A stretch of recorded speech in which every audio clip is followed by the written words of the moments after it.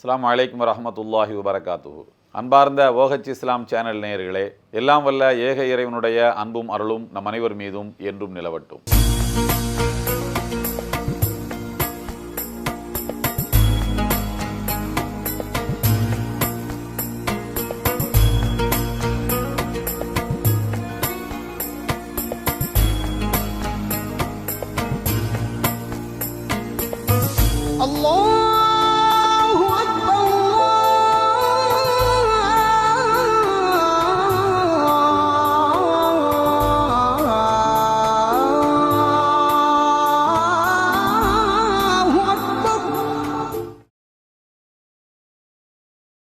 வழிகாட்டும் வான்மறை என்ற சிறப்பான இந்த தொடரில் இன்றும் உங்களை எல்லாம் சந்திப்பதில் மகிழ்ச்சி.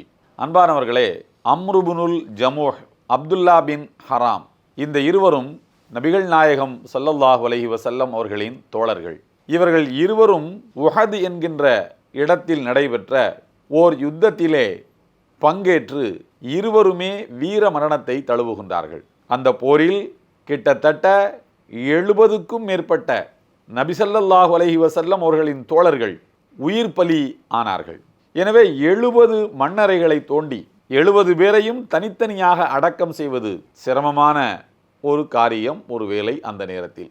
ஆகையினால் ஒரு மண்ணறைக்குள் 2 அல்லது 3 பேரை அடக்கம் செய்து விடலாம் என்று நபிகள் நாயகம் ஸல்லல்லாஹு அலைஹி வஸல்லம் முடிவெடுத்தார்கள். அப்படி முடிவெடுக்கக்கூடிய வேளையில் அப்போது அங்கே நின்று கொண்டிருந்த தோழர்களிடம் அவர்கள் சொன்னார்கள், இதுஃபனு அம்ர பினுல் ஜமூஹ், அப்துல்லாஹி பின் ஹராம், அந்த 2 நபித்தோழர்களையும் ஒரே மண்ணறையில் அடக்கம் செய்யுங்கள்.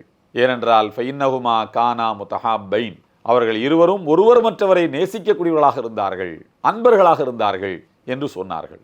அன்பானவர்களே, அன்பர்கள், பாசத்துக்குரியவர்கள், நேசத்துக்குரியவர்கள் என்று சொன்னால் மரணத்துக்கு பின்னரும் அவர்கள் ஒரே மண்ணறையில் அடக்கம் செய்யப்படக்கூடிய அளவுக்கு அவ்விருவருக்கும் இடையிலே அன்பு நிலவியதை நபிகள் நாயகம் ஸல்லல்லாஹு அலைஹி வஸல்லம் அவர்கள் உணர்ந்தார்கள். இருவரும் ஒருவர் மற்றவரின் காதலர்கள், ஒருவர் மற்றவரின் நேசர்கள் என்ற அந்த சொல் ஒரு பட்டப்பெயர் போல அவ்விருவருக்கும் மரணத்துக்கு பின்னர் பெருமானார் அவர்களின் வாயால் கிடைக்கிறது. நமக்கு பட்டப்பெயர் என்னவென்று நாம் என்றைக்காவது சிந்தித்து பார்த்திருக்கிறோமா? நம்முடைய நண்பர்களின் வட்டாரத்தில் நம்முடைய பட்டப்பெயர் என்ன? நம்முடைய மனைவி நமக்கு வைத்திருக்கின்ற பட்டப்பெயர் என்ன? நம்முடைய பிள்ளைகள் நமக்கு வைத்திருக்கின்ற பட்டப்பெயர் என்ன? நம்முடைய தொழிலகத்தில் வேலை செய்கின்ற வேலைக்காரர்கள், நாம் முதலாளி என்றால் நமக்கு வைத்திருக்கின்ற பட்டப்பெயர் என்ன? நாம் தொழிலாளி என்றால் முதலாளி நமக்கு வைத்திருக்கக்கூடிய பட்டப்பெயர் என்ன? மனித தேனி, இவன் சுறுசுறுப்பானவன் என்றா அல்லது சோம்பேறி கழுதை என்றா? என்ன பட்டப்பெயர் ஒரு மனிதனுக்கு? எல்லாம் வல்ல இறைவன் கூறுகிறான் 49வது அத்தியாயத்தின் 11வது வசனம், வலா தனாபஸு பில் அல்காப் பீஸல் இஸ்முல் ஃபுசூக் பாதல் ஈமான், யாரும் யாருக்கும் பட்டப்பெயர் சூட்டாதீர்கள். இறை நம்பிக்கை கொண்ட பின் ஒரு மனிதன் செய்யக்கூடிய மிக பெரும் தவறு ஒரு மனிதனுக்கு பட்டப்பெயர் சூட்டுவதுதான் என்று சொன்னார்கள். கேலியாக, கிண்டலாக, எகத்தாளமாக, எக்காலமாக பட்டப்பெயர் சூட்டுவதை இறைவன் வெறுக்கிறான். இதே வசனத்தில் இறைவன் தொடக்கத்தில் சொல்கிறான், யாரும் யாரையும் இழிவாக பேசாதீர்கள், எந்த சமுதாயமும் இன்னொரு சமுதாயத்தை இழிவாக பேசாதீர்கள். நான் ஆண்ட பரம்பரை என்று நீங்கள் பெருமை அடிக்கின்றீர்களா? அடித்துவிட்டு போங்கள், ஆனால் இன்னொரு சமுதாயத்தை இழிவாக பேசாதீர்கள் என்று சொல்லிவிட்டுத்தான் இறைவன் சொல்கிறான், இழிவான பட்டப்பெயர்களை சூட்டாதீர்கள் என்று. ஆனால் நல்ல பட்டப்பெயர்களை நபிகள் நாயகம் ஸல்லல்லாஹு அலைஹி வஸல்லம் அவர்களே தன் தோழர்களுக்கு சூட்டி இருக்கின்றார்கள். ஒருவர் எப்போதும் பூனைக்குட்டியை கையிலே வைத்திருப்பாராம். அவருடைய பெயர் அநேகமாக அப்துர் ரஹ்மான் என்பதாக இருக்கக்கூடும். ஏனென்றால் வரலாற்றில் அவருடைய பெயரே மறந்து போய்விட்டது. எப்போதும் ஒரு பூனைக்குட்டியை வளர்த்து கையிலே வைத்துக் கொண்டிருப்பார். அதனால் நபிகள் நாயகம் ஸல்லல்லாஹு அலைஹி வஸல்லம் அவரை அபூ ஹுரைரா என்றார்கள், பூனைக்குட்டியின் தந்தை என்றார்கள். இப்படி ஒவ்வொருவருக்கும் ஒரு பட்டப்பெயர். ஒரு மனிதர் சொன்ன வாக்கை காப்பாற்றுகிறவராக இருந்தார். நபிகள் நாயகம் ஸல்லல்லாஹு அலைஹி வஸல்லம் அவருக்கு அமீனுல் உம்மா, இந்த சமுதாயத்தின் நம்பகத்தன்மை வாய்ந்த மனிதர் என்றவரை பார்த்து சொன்னார்கள். பட்டப்பெயர் சூட்டுவதற்கு நல்ல சொற்களை நீங்கள் பயன்படுத்தி கொள்ளுங்கள் என்பதுதான் இறைவன் நமக்கு அதிலே காட்டுகின்ற, வழிகாட்டுகின்ற அறிவுரை. வரலாற்றிலே சியரு ஆலாமின் நுபலா என்கின்ற சங்கைமிக்க மனிதர்களின் வாழ்க்கை குறிப்புகளை எழுதியிருக்கின்றார் அறிஞர் பேரறிஞர் ரஹபி அவர்கள். அவர் எழுதியிருக்கக்கூடிய நூல்தான் சியரு ஆலாமின் நுபலா. அதிலே அபு ஹம்சா அஸ் சுக்கரி என்கின்ற இஸ்லாமிய வரலாற்றின் புகழ்மிக்க ஒரு பேரறிஞரை பற்றிய வாழ்க்கை குறிப்புகளை அவர் பதிவு செய்திருக்கின்றார். அவருடைய பெயர் முஹம்மது இப்னு மைமூன் என்பதுதான். அபு ஹம்சா என்றால் ஹம்சா என்ற பெயரில் அவருக்கு ஒரு மகன் இருந்தார். எனவே அவர் ஹம்சாவின் தந்தை என்று அவர் அறியப்பட்டார். மர்சவி அல்லது என்பதுதான் அவருடைய குடும்பத்தின் பெயர்.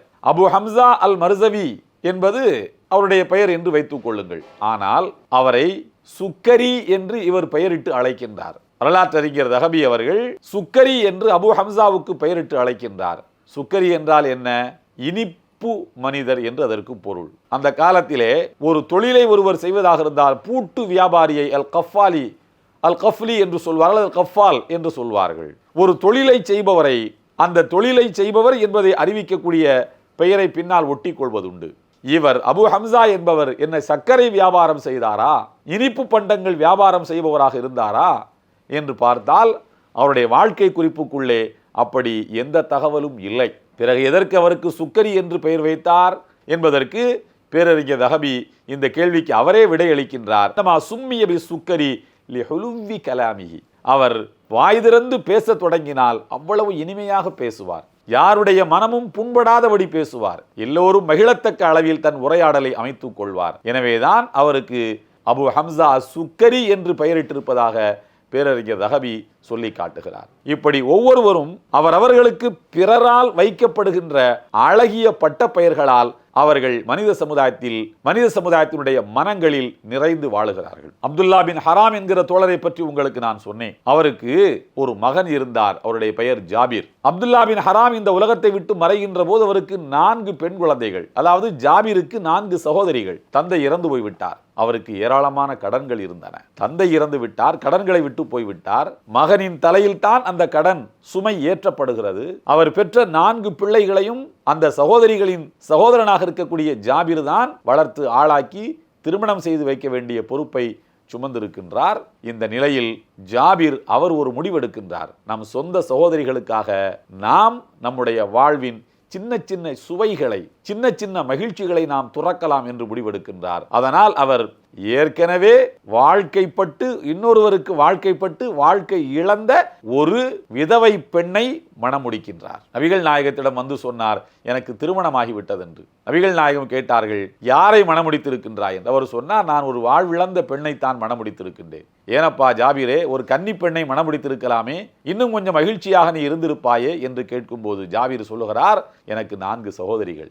4 சகோதரிகளையும் வளர்த்து ஆளாக்கி அவர்களோடு விட்டு கொடுத்து நடந்து கொள்ள வேண்டும் என்றால் கொஞ்சம் மனப்பக்குவம் உள்ள பெண்ணாக இருந்தால் நன்றாக இருக்கும். எனவே இன்னொரு இளம் வயது பெண்ணை என் வீட்டுக்குள்ளே அழைத்து வந்து மனைவி என்கிற அந்தஸ்தை அவருக்கு நான் தருகின்ற போது என் சகோதரிகளுக்கும் அவர்களுக்கும் இடையிலே சின்ன சின்ன மனமுரண்பாடுகள் ஏற்படக்கூடும். அப்படிப்பட்ட மனமுரண்பாடுகள் என்கிற அந்த நிலையை கூட என் சகோதரிகளிடமிருந்து நான் எதிர்பார்க்கவில்லை. அன்பையும் நேசவாசத்தையும் தான் நான் எதிர்பார்க்கிறேன். ஆகையினால் கொஞ்சம் முதிர்ச்சி உள்ள, சிந்தனை முதிர்ச்சி உள்ள ஒரு பெண்ணாக இருந்தால் குடும்பத்துக்கு ஏற்றதாக இருக்கும் என்று கருதினேன். அதனால் இப்படி செய்தேன் என்று சொன்னார். நபிகள் நாயகம் ஸல்லல்லாஹு அலைஹி வஸல்லம் அவரை பாராட்டினார்கள். அன்புக்குரியவர்களே, நாம் அதை விட்டு விடுவோம். அந்த ஜாபிருடைய சகோதரிகள் அந்த ஜாபிரை எப்படிப்பட்ட நிலையில் வைத்து எண்ணி இருப்பார்கள் என்று எண்ணி பாருங்கள். ஜாபிரை பற்றி கேட்டால் அந்த சகோதரிகள் என்ன சொல்லியிருப்பார்கள்? எங்களுடைய தந்தைக்கு தந்தையாக இருந்தான் என் சகோதரன் என்றுதானே அவர்கள் சொல்லியிருப்பார்கள். இப்படி நம்மை சுற்றி உள்ளவர்களிடத்தில் நாம் என்ன பெயரை எடுக்கிறோம் என்பதுதான் முக்கியம். எனவே நல்ல பெயர்களை நம்மை சுற்றி உள்ளவர்களிடத்திலே பெறக்கூடிய அளவில் நம்முடைய வாழ்க்கையினுடைய திட்டங்களை நாம் அமைத்துக் கொள்ள வேண்டும். எல்லாம் வல்ல ஏக இறைவனுடைய அன்பும் அருளும் நம் அனைவர் மீதும் என்றும் நிலவட்டும். இந்த வீடியோ உங்களுக்கு பிடிச்சிருந்தா லைக் பண்ணுங்க, ஷேர் பண்ணுங்க, கமெண்ட் பண்ணுங்க.